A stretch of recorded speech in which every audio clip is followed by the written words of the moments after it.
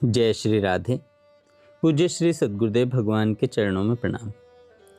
पूज्य श्री भाई जी एक पत्र में श्री बिहारी लाल जी झुंझुनवाला जी को लिखते हैं। प्रिय श्री बिहारी जी, सप्रेम हरि स्मरण।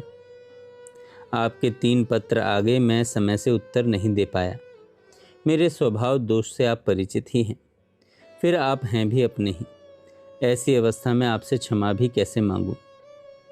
मेरा फागुन के अंत तक रतनगढ़ ठहरने का विचार है।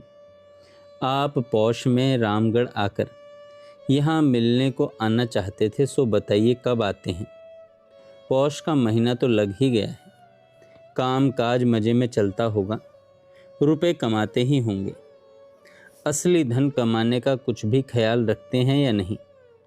माया की मोहिनी में फंसकर प्रवाह में बह न जाइएगा। यह सत्य है और निस्संदेह है कि किसी भी प्रकार से भगवान का थोड़ा सा भजन किया हुआ भी मनुष्य को छोड़ता नहीं। वह स्वयं कभी नष्ट न होकर उसे बार बार भगवान की ओर प्रेरित करता रहता है और मौका पाते ही इस लोक या परलोक में उसे परमात्मा के पावन पथ में लगा ही देता है। इसी प्रकार महापुरुष का संग मात्र भी महान भय से तारने वाला होता है। आपने महापुरुष का संग किया या नहीं, इस बात का तो पता नहीं, परंतु भगवान का भजन तो किया ही है। यही कारण है कि वह अब भी समय रखकर आपके चित्त में भजन की प्रेरणा करता है। अपना अनुमान तो यही है कि देर सवेरे आपको वह सीधी राह पर लाकर ही छोड़ेगा। आप जरा सावधान रहेंगे और प्रवाह में सहज ही नहीं बहेंगे तो उसे अपने कार्य में कुछ सुविधा होगी।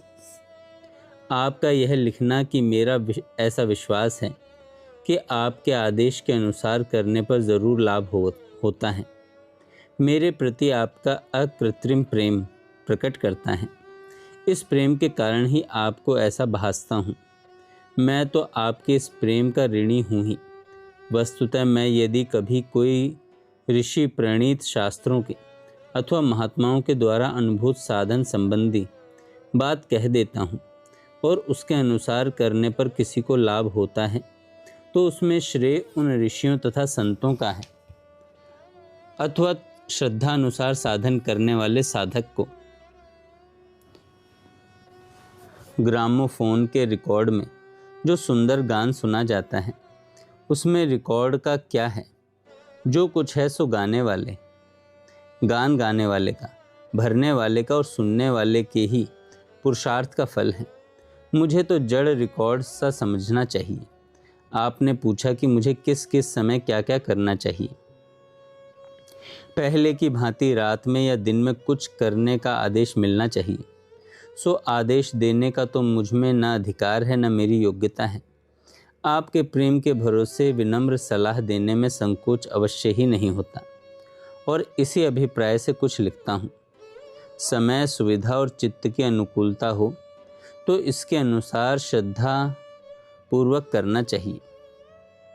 श्रद्धा फलवती तो होती ही है।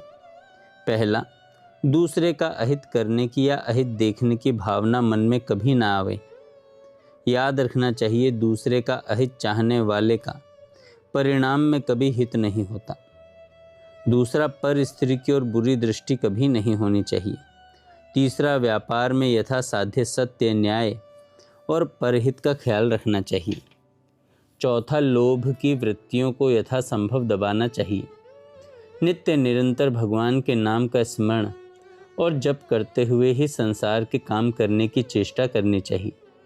सब में खास करके जिनसे व्यवहार हो उनमें परमात्मा की भावना करके मन ही मन उन्हें नमस्कार करना चाहिए तथा इस तत्व को याद रखते हुए कि व्यवहार करना चाहिए। इस तत्व को याद रखते हुए ही व्यवहार करना चाहिए। किसी मनुष्य में भी खास करके सत्पुरुष में दोष बुद्धि नहीं करनी चाहिए। यथासाध्य वाणी को असत्य पर, निंदा पर, चर्चा से बचाना चाहिए और पराया अहित हो ऐसी बात तो करनी ही नहीं चाहिए। श्याम सुंदर की माता को जो ये हमारे बिहारी लाल जी झुनझुनवाला हैं, उनके प्रति भाई जी कहते हैं कि श्याम सुंदर की माता को प्रेम के व्यवहार से परमात्मा की ओर लगाना चाहिए। रामायण आदि पढ़ने का अभ्यास, नाम जप का अभ्यास डलवाना चाहिए। विषयों की ओर प्रलोभन न बढ़ने पावे। विषय आसक्ति आप में भी नहीं बढ़नी चाहिए। बहनों के साथ अधिक से अधिक अच्छे से व्यवहार करना चाहिए। ये 10 बातें में 8 बातें सभी के लिए, 2 खास बातें खास आपके लिए हैं। अब कुछ खास साधन लिखता हूँ। पहला, दोनों वक्त संध्या वंदन और एक गायत्री की माला का जप यथासाध्य ठीक काल पर करना चाहिए। प्रातः काल 5 माला ओम नमः शिवाय की शुद्ध बुद्धि प्राप्त करने के उद्देश्य से जपनी चाहिए। तीसरा, रात को सोने से पूर्व 11 माला या कम से कम 7 माला षोडश नाम के महामंत्र की, यानी हरे राम राम राम हरे हरे, हरे कृष्ण कृष्ण कृष्ण हरे हरे। या फिर आप ऐसे भी कर सकते हैं, हरे कृष्ण कृष्ण कृष्ण हरे हरे, हरे राम राम राम हरे हरे। पर भाई जी ने यहाँ हरे राम राम राम हरे हरे, हरे कृष्ण कृष्ण कृष्ण हरे हरे लिखा है। कुत्ते और गायों को रोज कुछ रोटी घास तथा दीन दुखियों को कुछ यथा योग्य सहायता करनी चाहिए। कमाई में से कुछ हिस्सा भगवान की सेवा के लिए निकालना चाहिए और उसे जमा न करके हाथों हाथ खर्च कर देना चाहिए। यहाँ सब प्रसन्न हैं। पहले पूज्य माँ जी के तथा सावित्री की माँ के गड़बड़ की बात लिखी थी, सो शारीरिक दृष्टि से ही लिखी थी। भाई जी, वृद्धि चंद जी कभी मिले तो मेरा सादर यथा योग्य हरिस्मरण कहना चाहिए।